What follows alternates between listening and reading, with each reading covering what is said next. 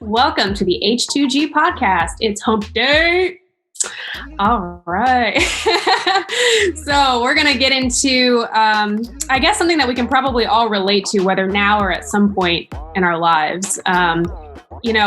We change a lot, I think, through high school and college, but I feel like the hardest time for me has been, people like friends that you've been friends with for years, and all of a sudden, they're getting married, they're having kids, this person's moving here, this person's moving there. And you start having all these like major transitions of like where you are in life. And it's kind of difficult to still, have a lot of things in common, or even just maintain a friendship because people get busy. They have work, they have families, things like that. So I think I kind of wanted to get perspectives from everybody of what their experiences are and how you deal with it. How do you still keep those friendships going strong as you make all these big life changes? So let's start with Richie. Tell us about your experience with this. Sure, I didn't expect to go. I think this is a serious subject. So as much as I try to joke, I'm not going to joke very often here. Actually, it's kind of ironic. I'll go with the story. I met Tony, actually, and it was kind of funny because Tony and me met when he was about to get married. So he's one of those few examples where I didn't feel like there was that culture shock that you're referring to, because he was one of the few people where it's like, all right, I knew him for like 2.5 or 3 months, and then boom, he's getting married. So he was like my married friend.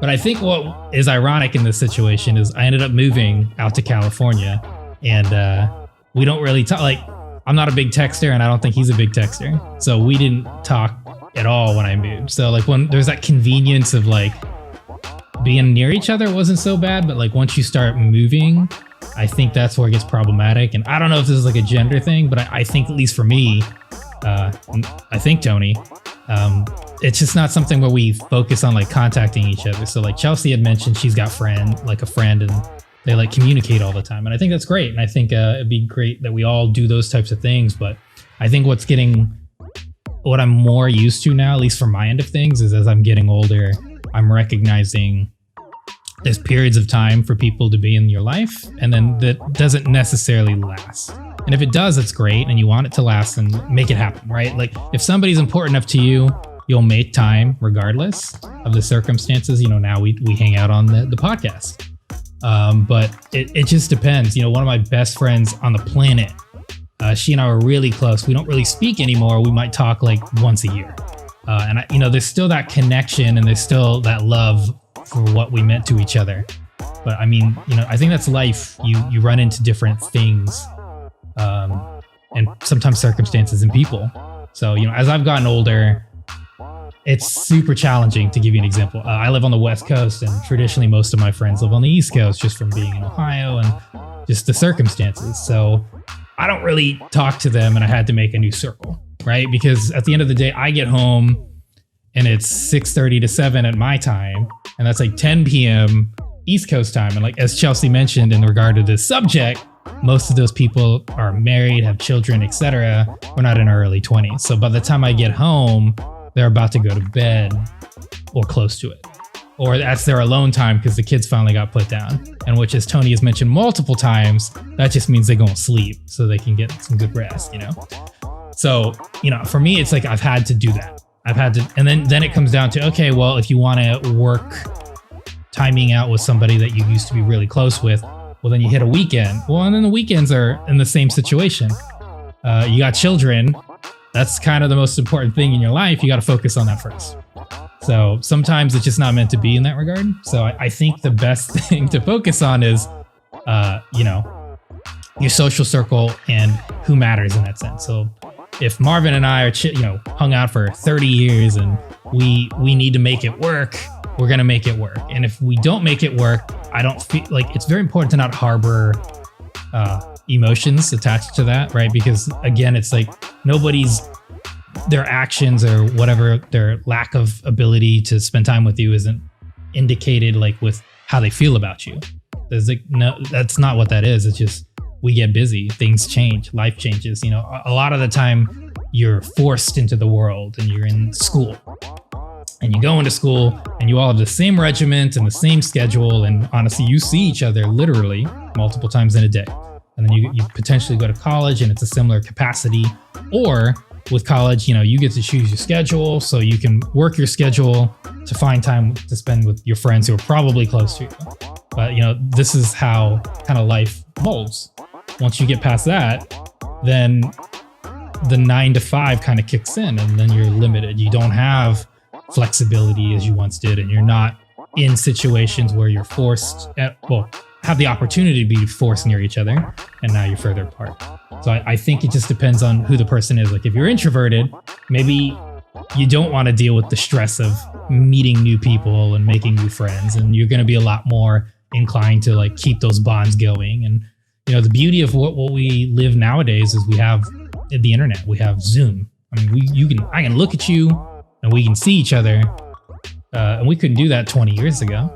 Like Skype was just voice calls at that point. So we've come a long way in technology, and I don't think it's really going to advance much further than that, but it doesn't need to. If you want to see somebody, you can do it nowadays. You can do it for free. My mother used to have to call, like we bought these call time cards. It was like minute cards, like 1,000 minutes. And we would use those so she could call her sisters in Hong Kong.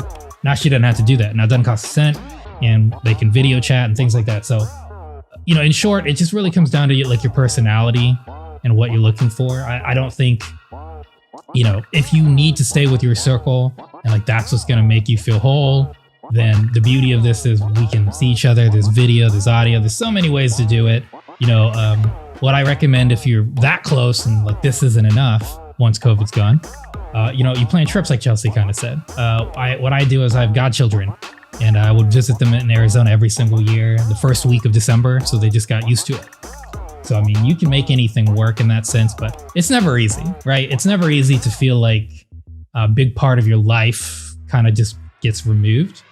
But I mean, I look at it as an opportunity, right? It's never, when I hung out with Justin, Marvin, and Tony 10 years ago, we were different people than we are now. And it's cool that we got the opportunity to kind of see that and see where we're at now. But I don't feel regret in the sense of like the times in between where we haven't been as close, because that's life. That's kind of how that works, at least for me. So it is painful, I think, when you're first getting into it. But I think as you get older, like life becomes easier. I think you start to talk less and you start to listen more. And I think it's the same concept in terms of like feeling pain in the sense of loss, losing that friendship, losing that closeness. And then as over time, it's like, well, no, you kind of appreciate what you had, not so much like what you feel like you lost. So I think that's basically what I would summarize like my experience with all of this. So for me, I'm a very extroverted person. I couldn't physically handle not talking to human beings. So I kind of had to do a new circle, right? Not that I lost the old circle, but I had to have people in like the time frame. I can't call Tony up at 11 p.m. when he's trying to sleep because he got 2 kids, So you just got to meet people in that sense. And if you don't need to, you don't need to. I honestly envy people who don't need that kind of communication. I wish I was more like that. Quite frankly, I'm not. I'm like how do I say this? I was going to say parasite, but that comes off really harsh on myself. But I guess I'm like a leech, I gotta have that socializing time. I gotta suck it out of you if I have to. So yeah, I'm a leech. I'm a extroverted leech. So that's pretty much what I would say about this whole thing. I think, the pain of it, the pain of the loss when you're young is very common. But, for you young people out there who feel like that awkwardness or that fear of like what you consider a loss, it's not so bad. Change is never bad.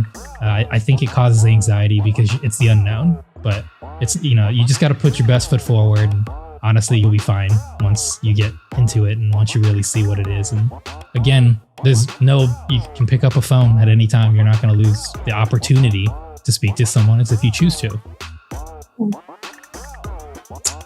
Good advice. I think you kind of covered all the bases.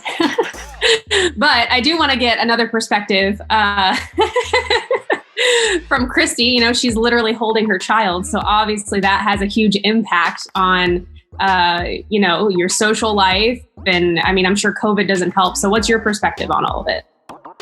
So I am the complete opposite of Richie. I am a hardcore introvert. So when Richie and I talk every 3 months or something, I'm like, that scratches the itch. Like, and we can talk. Like, if they're your best friends, you can just pick up like nothing ever happened. Like, you didn't skip a beat. Like, oh, hey, I miss you, and blah, blah, blah. And hey, we went over here. Actually, we went nowhere because it's quarantine. But like, if you're best friends and you'll always have the connection, like, I don't know. I can just go months without talking to people, which is bad. And I'm sure irritates some people, such as Richie. Because it probably feels like I don't make an effort when I don't feel like, it's not like I'm not making an effort. It's just I don't need it as often. So it probably just feels like I leave you high and dry. But it is not what I mean to do. It's just my personality. I can just sit down and watch Schitt's Creek for 80 billion hours and then, hey, this person, because I haven't talked to them in 80 billion hours. But yeah, that's where I'm at. Like, I don't know. I don't think kids and move-in should have that huge of a change for introverts, but well, I'm sure it really hurts those extroverts. Yeah, you really hurt Richie. I did. He just left. He left. Like He left. It's like when Tony brought up Scooby-Doo earlier in the week. I had to leave and get out of here. I couldn't deal with that. Oh. All right, lost you. All right. Well, I know this is actually a conversation that Marvin and I had kind of already talked about. I think him and I are kind of in the same boat as far as where we are in life. So Marvin, let's get a little bit of your point of view and what it's been like adjusting with, friends moving on in life. Man, I gotta tell you, I mean, when I moved away back in 2014, it was a huge adjustment for me because I was used to that tight knit, closeness of having a circle, back home, being from Dayton, Ohio. It's a small town. And you get used to your circle. And then when I moved away, I had to adjust to not seeing them every day or not seeing them every other day or even not talking for weeks or months at a time. Like Christy, you were saying, that was a little tough. But I always, came back and, visited, whether it was Christmas, Thanksgiving, Christmas, holidays, like, I would, even make extra time, even come back just to spend time with, family and friends. And I realized like things just changed, year by year. Each friend would get deeper into their relationship, and then eventually they would get married, or they would have kids. And like I was saying, it was a tough adjustment because I knew the relationship would stay intact, but I knew that we wouldn't be able to recreate any memories that would top the old ones. Like we wouldn't be able to do anything else that would top like the past, all those times that we had together. And when I get to this point now, Chelsea, it's like, I'm thinking I gotta really reflect on those times and hold on to those times and really, really cherish those moments because, like Richie said, it kind of creates a little anxiety, especially now going back to Dayton. I know this most recent time, my best friend moved away. He moved to Columbus, and it was a different change for me because he was there for, ever since I left. And I'm used to having that advice. I'm used to having that guy to lean on back home to be like, this is not going well, or you have somewhat of a doubt in yourself, and you can lean on that best friend to just kind of pick you up. And I didn't have that this time. I only seen him maybe 3 times total, and that's kind of like that's like that, becoming like that with most of my friends in my life now that I've reached 30. So it's a huge adjustment.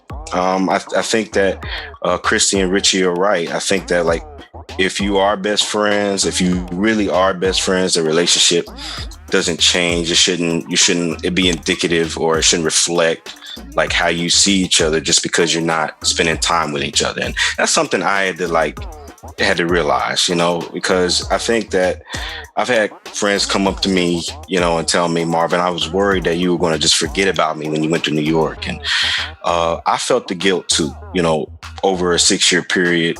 Even now that some people I can't get in touch with, or I'm not in this communication as much as I used to be with them, anymore, because, times have changed. And even on a lighter note, Christy, I know you've gone through this, or you've been there. You've called a friend and they've got a kid and the kid's screaming in the background.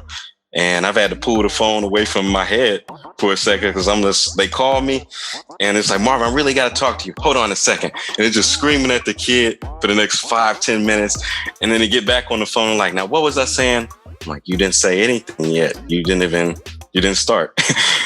But that's part of like the transition and the adjustments I've had to get used to. It kind of sucks, but that's just part of life. Like I said, it sneaks up on you. But like when I was told as a kid, from my mom, I was like, Mom, I got a best friend. She was like, nah, I don't want you to call them your best friend, like a singular best friend in the world, because as we all know in this panel, and as you all know out there, people change, times change, and you can't possess people. You can't hang on. People stay in your life, like Richie, you said, for seasons. They're not always they're not guaranteed to be there. So that's why I feel you always gotta hang on to those special moments that you have.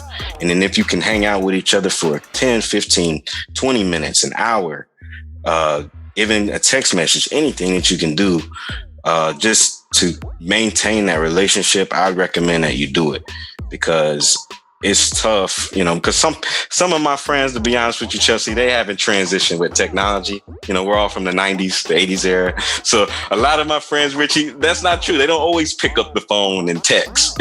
They'll be like, oh man, I'm not good at that kind of stuff. My best friend is just like that. He's like, if you text me, it may be 5-6 days before I respond to it. I'm like, damn, what if you get murdered?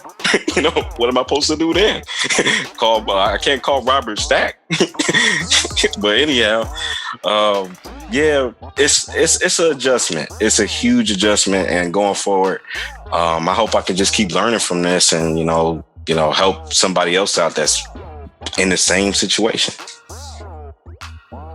Yeah, I kind of relate to that, I think, and I can touch on mine in a little bit. But let's go with Justin.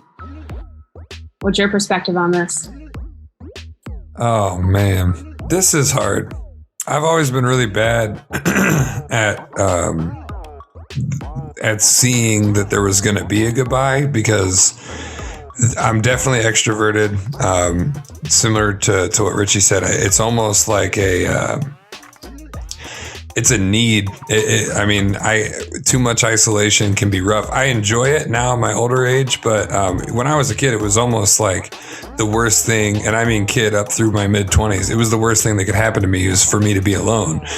And it was just because I kept learning from so many people. And I don't want to get too like intro personal, but whether people could probably relate to not having the happiest of inner monologue through their childhood, regardless of the reason. So and having a lack of learning, regardless of the reason, whether it be from poverty or death or all the terrible things that can happen. Some people just don't get to learn from people. Well, me, I started learning from everybody when I got into high school, and learned that I was a class clown. You guys met me as a class clown. Everybody seems to have met me in that manner, and it was just because I was like at a theme park, meeting people and seeing their background and seeing what they brought to the table and everything that they could teach me. And I could go down half of this panel. Now, Chelsea and Christy, you just recently became part of what I consider family. My friend group, to me, if you break past a certain threshold, you're family to me.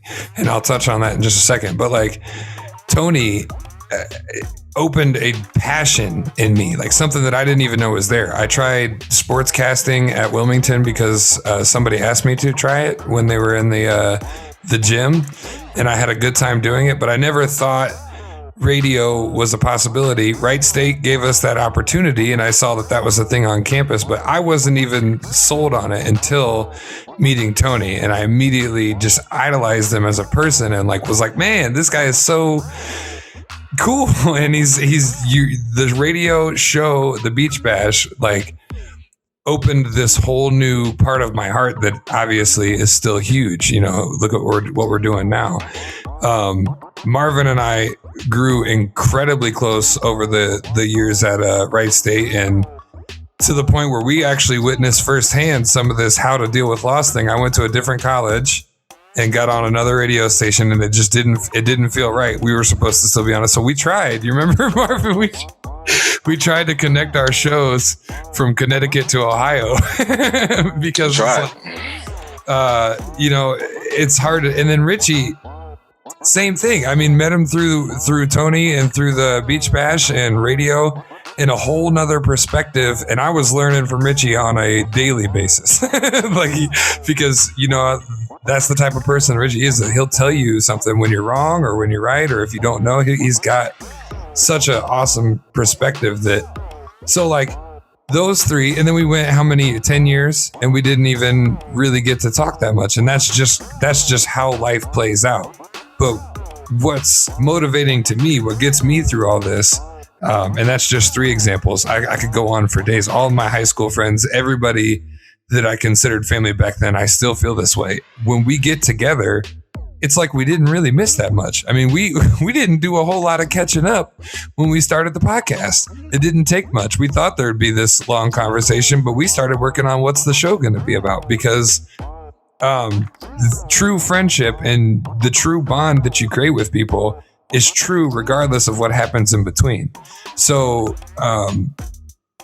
life's gonna throw these curveballs at you, marriage, children, all these things that you expected or didn't expect, but certainly didn't expect the time commitment. Nobody really understands that you can there's 24 hours in a day. How much of that can you devote? If you've got, all these friends from over the years, how much can you devote that out? You need to sleep 8 of those hours. You got to work, you got family. Once you start adding a bunch of factors in there, it's hard. But I will say this, and I think if COVID has taught me anything, that we could have done what we're doing now this whole time. We could have connected with people from across the country. We could have spent more time with friends and family that we don't. I spend more time with family now in a virtual world because we feel like that's the only way we can communicate than I ever did pre-COVID.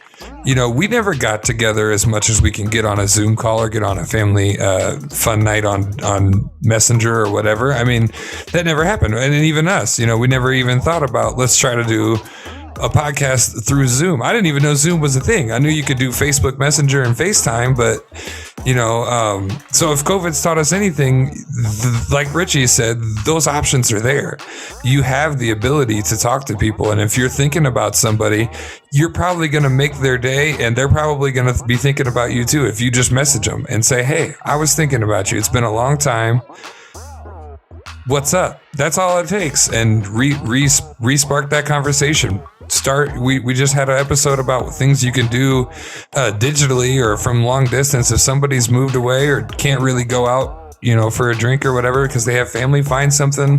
Video games. Us old guys love video games. I got a friend, Red, that works 50 hours a week. I work 45, 50 hours a week. We still get to hang out, but that's because we found a game that we can play together, and it's a good wind down, and it doesn't require much outside of, hopping on. So that's kind of my outlook on it. I think that people should be optimistic, and like Richie and Marvin and everybody's really said, it's on you to make that step. If you're thinking about somebody and you're like feeling down about where that friendship's gone, make sure you reach out to them, at least on their birthday, if nothing else. Yeah, I've made an effort now throughout COVID, especially, to reach out to more people, because I feel like for those that are introverts like Christy, you always want to make sure that they're doing okay, especially with how things are going with COVID. You don't know what they've been going through, all that. So I think that's definitely a really good idea, is just to make that effort. Yeah. So Tony, I know you have kids, so maybe you've experienced a slightly different view with this. So how's it been for you as things have changed throughout the years? Well, everybody's kind of touched on everything that I'm going to say, so it's going to sound like I'm beating a dead horse. But being the elderman on the panel, I like what Richie said about it being a season, because my dad told me when I left college, he said, you have to understand that there's people that are in your life for a reason, a season, and for a lifetime. And once you understand that, then you'll get a better understanding of who's really the people that you want to be in your inner circle. And I said, okay. And then I tried to, ask him, about this inner circle. And he told me, well, your inner circle is basically like your board of directors. Okay. They help you through hard times. They help you through good times. They're there for you all when you want them to be. The hardest job that you're going to do is to pick the people that you want to be on your inner circle. So, I'm 21 when he's having this conversation with me. I then get a job that takes about 70 to 80, almost 90 hours of my time. And I don't spend time with my wife. I don't spend time with my friends. I don't, spend time with her family when we have family get-togethers. So it's like my whole mindset was work, make money. I'm doing what I can for my family. But in reality, I was missing so much more by not just picking up the phone and talking to people, because there were relationships that I wish I would have maintained. And the best thing that happened for me was 2020. Because 2020 opened my eyes and showed me that it's not always about money. It's not always about working. It's making sure that you rekindle those old, ties with people. And the worst thing that happened was I reached out to somebody, and no joke, this is what they told me. They said, why are you reaching out to me right now? And I said, I'm sorry. And the person said, when I reached out to you 5 years ago on this message, you never responded.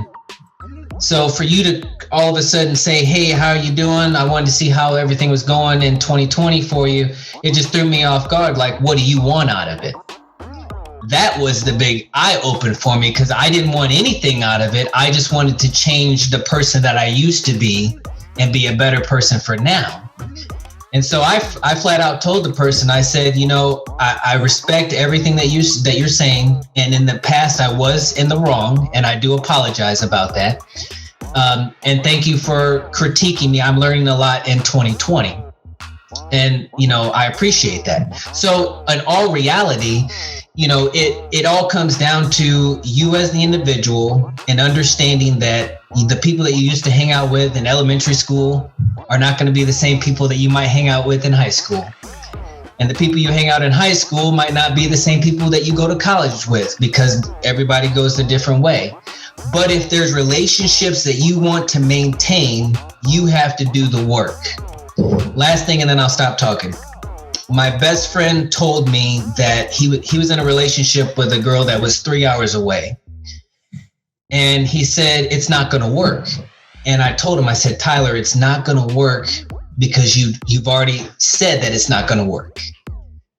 If you say that it's going to work, then you're going to do everything in your power to make it work.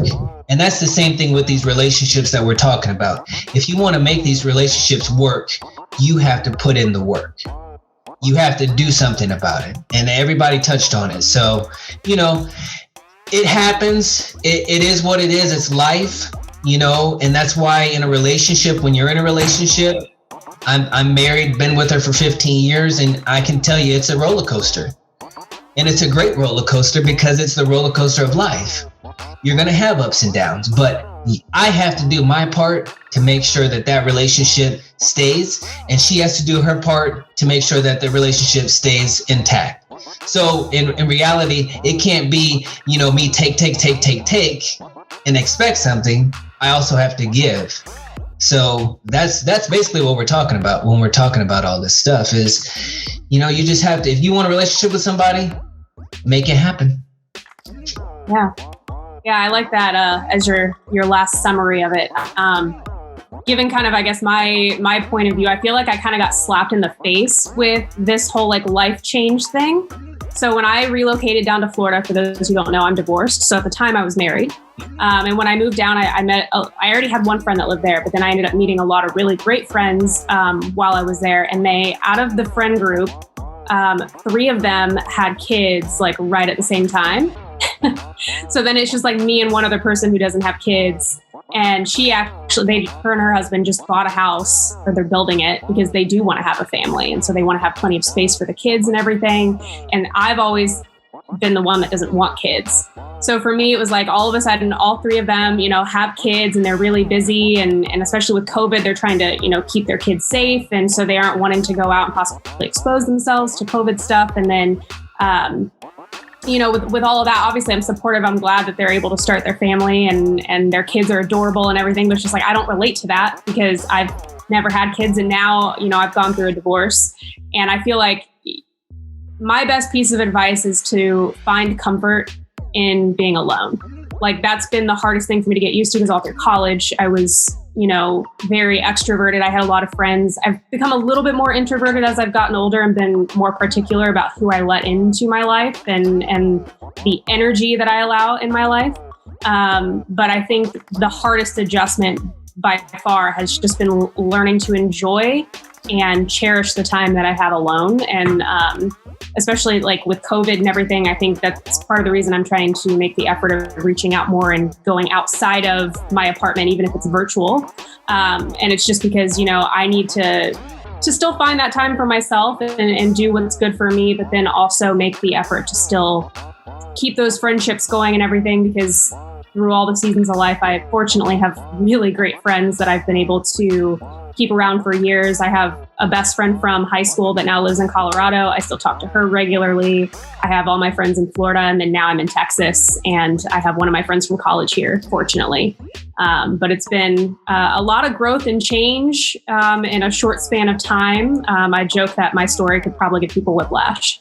It's always a surprise. But yeah, I really enjoyed everyone's point of view. I think there was a lot of really great advice in here. And I'll say that tomorrow we are actually going to be talking about pet peeves, especially when like watching TV with whether it's a significant other or friends or whoever you're watching it with. We're going to talk about some of those pet peeves. We're going to have The Wire on right after this at 8. And then tomorrow we'll see you again for the H2G podcast. See you later.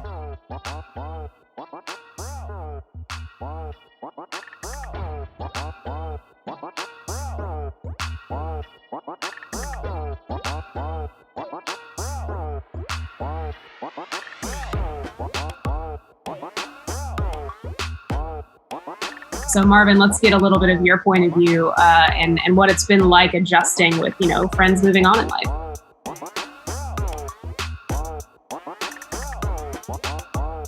He's muted. Folks, he's muted. We're having. I'm muted. There we go. That's a blooper for y'all. That's a blooper for y'all. There we go. But I got, like I was saying, I got a deep perspective on it, Chelsea.